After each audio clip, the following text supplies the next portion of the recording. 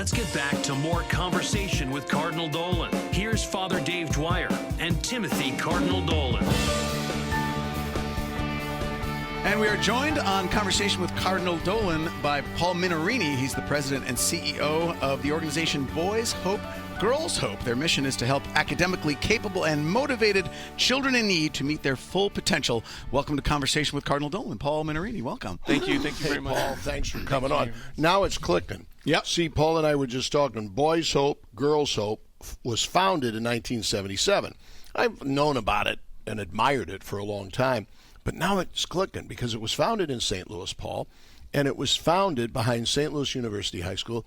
I was, in 1976, assigned to Immaculata Parish. That was my first assignment. Wow. And I was just telling Paul, a lot of the people there volunteered to help at Boys Hope and Girls Hope. Were you involved from the beginning, Paul? I've been involved since 1986. Okay. I started out as a tutor, and then I was a part-time house parent when I was in college. And then I went off to law school and diverted a little bit, but I stayed very connected to the program and to the young people who I was involved with in Chicago. And then in 1997, Father Paul Sheridan, the founder, Jesuit. He's still involved. Still very Way involved. to go. How old is he? He's probably in his early 70s Is now. and his health is good and all? Doing very well. Thank God. So he's still involved. Still very Well, involved. give the folks, because if my hunch is correct, Paul, and we're not going to stop Paul from bragging about the program here.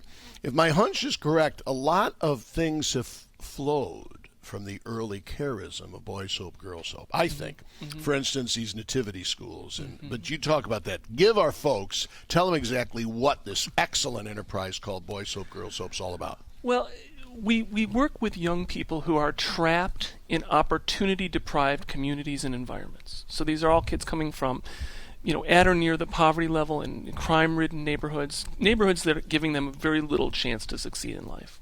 We partner with the families, and the children come and live in homes or programs that we run and operate, and we surround them with all of the tools they need to succeed in life and live their full potential, academically, spiritually, emotionally, and physically. Mm-hmm.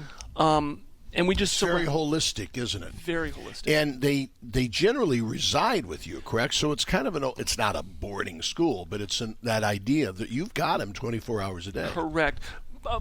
Most of the children are in our residential program. That's the core. And we actually have some boarding programs in Brooklyn, partnered with the Cristo Rey School in Laughlin.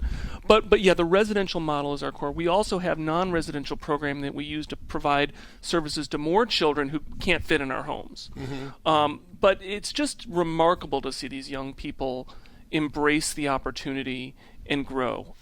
While you take children of all religions or none at all, there's a distinctly Catholic genius to the Boys Hope, Girls Hope, is there not? There is.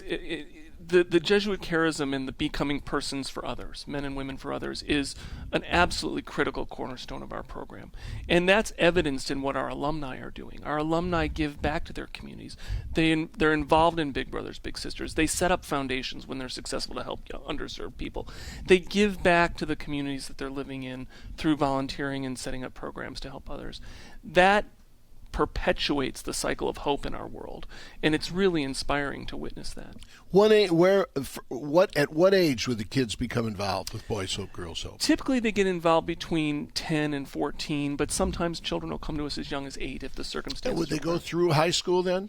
We support them through college. Wow. Now, they don't actually take all the courses with you, do they? You would enroll them at other schools? Absolutely right. We partner with mostly Catholic Jesuit schools. We have some children who are in public schools, but I'd say probably 3/4 of our kids are in Catholic schools. Right. So they would go off to school, and then you'd help them in a nurturing environment with homework, tutoring, getting along with one another, relational skills, all of that, community, living together. That's what you'd exactly. Yeah.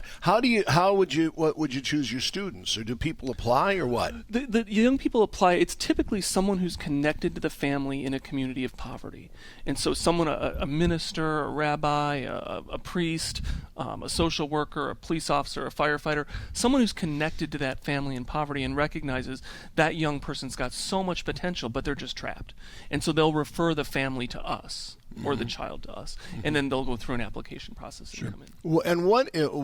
How do you judge the success? What is the success rate? Like, would you see how many kids graduate from high school and go on for college? Or now you've been in it for almost 40 years, so you must have some charts and some studies of your success. We do, and actually, about 3 years ago, the Education Policy Institute did a study of all the programs in the U.S. that help underserved kids graduate from college, finish college, and we were named one of the top 10 programs in the country. Not surprised. For getting kids through college. So our college completion rate is astounding. It's between 67-70% in 5 years, and between 89 and 94% in 7 or 8 years. It's remarkable. Paul Minorini with the Boys Hope and Girls Hope. Now you must have a major challenge of fundraising. It's a big challenge, and because our kids are succeeding at such high rates, the college scholarship support has become a real challenge for us. But it's a wonderful challenge to have. I'd rather have that challenge than anything else. And importantly, the role of prayer in our alumni's life is something that, and spirituality is as proud as I am of the college success, I'm also proud of the people that our kids become and their relationship with God. See, I was going to ask you about that. Faith is a very important aspect of this. It's unapologetically holistic. The life of the Spirit is very important to you all. Absolutely. Absolutely. I was talking to one of our alumni recently, and he was telling me about the rough year he had last year. He had some personal tragedies. He lost a brother. He lost a job. He was just going through a tough time. And I said, Greg, what got you through? And he said, I wake up every morning and I pray. And I pray throughout the day. And it's that faith, family, and friends that get me through the day. Bravo. You're doing something well, Paul, if your alumni can say that. Are your alumni good to you? I'm asking this as a leading question because I got a little bone to pick, not with you, but with you must have alumni who have done amazingly well. We do, and they are very good to us, and we have a very active alumni association. We've got a alumni leadership council of co-presidents, and they've got alumni directors. I learn more from how they organize themselves than anyone else. They're so organized. They have alumni chapters throughout the country, and they give back. They tutor our kids. They mentor our staff. They mentor our kids. It's just they give back so much, and financially too. They contribute back. That's financially. Good to hear. What I was saying is, I just had a meeting. Now we, as you well know, we're grateful. We're very proud of our inner city Catholic schools here in the Archdiocese of New York. A great support record. We don't have that good of a record of our alumni supporting us. And I've driven home time and time again. Everywhere I go, alumni rave about what they got from Catholic schools. They rave, they don't contribute. And I say we got to change that. And you're saying a lot of your alumni do, huh? They do, and it's really through a process of engagement. We've got some systems that in place that engage them in the mission of the organization, and then the engagement in the mission leads to their contributions. Good to hear. Yeah. Now, where else are you? I'm familiar with St. Louis, my hometown. I'm familiar with Brooklyn. You mentioned that. Where else? We're in 15 cities in the U.S. And then usually urban then, huh? Usually that's urban. Where yeah, usually urban. And then Guatemala, Mexico, and Peru. But it's all coordinated out of St. Louis? All coordinated. The international headquarters is in St. Louis. All right. And am I correct? Would you refuse the compliment, or am I correct for things like the Cristo Rey and the Nativity schools, kind of borrowed from you guys? Is that right? Or I think I'm not going to take any of the credit for them because, as you know, the Jesuits do a great job of creating these wonderful programs. But we worked very closely with the Nativity Network, and we partner with the Cristo Rey schools all over the country. And so there's a mutual learning that goes on between all those Jesuit missions. Yeah. Well, you do a great job. We're proud of you. We're so grateful for our Catholic schools, but we can't just maintain them. We got part of the genius of Catholic schools is they've risen to the occasion of challenges throughout the decades. You've done that. So keep it up, all right?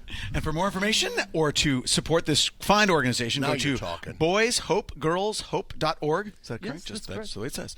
Boyshopegirlshope.org. Paul Minorini, thanks for joining us we're here. changing his name to Massomini instead of Minorini No, because you're Minorini. the great. Oh, you're too kind. Thank you so much. Way to go, Paul. Thank you. All right. When we return, Terrence Ward will join us. He's an international trustee for Religions for Peace, the world's largest interfaith organization. So keep it here on Conversation with Cardinal Dolan on the Catholic Channel, Sirius XM 129.